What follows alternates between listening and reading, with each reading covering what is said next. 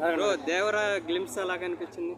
Devara glimpse of ఆ picture చూస్తుంటే bro NTR ఎప్పుడు లేని ఒక కొత్త లుక్, కొమరం భీములలో ఆ లుక్ అట్లాంటిది ఓరమాస్ లుక్ అనమాట ఇది. అంటే ఇలా హాఫ్ హ్యాండ్స్ షర్ట్ వేసుకొని నెక్స్ట్ అంతా బ్యాక్గ్రౌండ్ అంతా ఒక ఏంటి ప్రశాంత్ నీల్ సినిమాలో అనిపించింది, అంతకు మించి ఉంటుంది 100% సూపర్. అంటే ఇంతకుముందు ఆచార్య నిరాశపరిచింది కదా, ఇప్పుడు దీని మీద ఆచార్య కొరటాల శివ గారు ఆచార్య కొంచెం దెబ్బ అయిపోయింది కదా, ఇది హిట్ అవుతుంటావా? అప్ అండ్ డౌన్స్ అనేవి కామన్. ఎన్నో అప్స్ ఉన్నాక ఒక డౌన్ వస్తుంది 100% షూర్.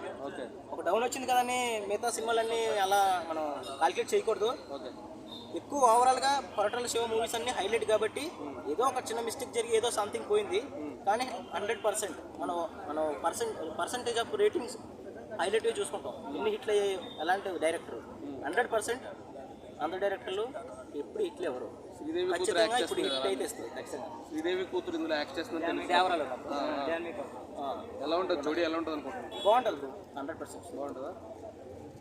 బాగుంటుంది.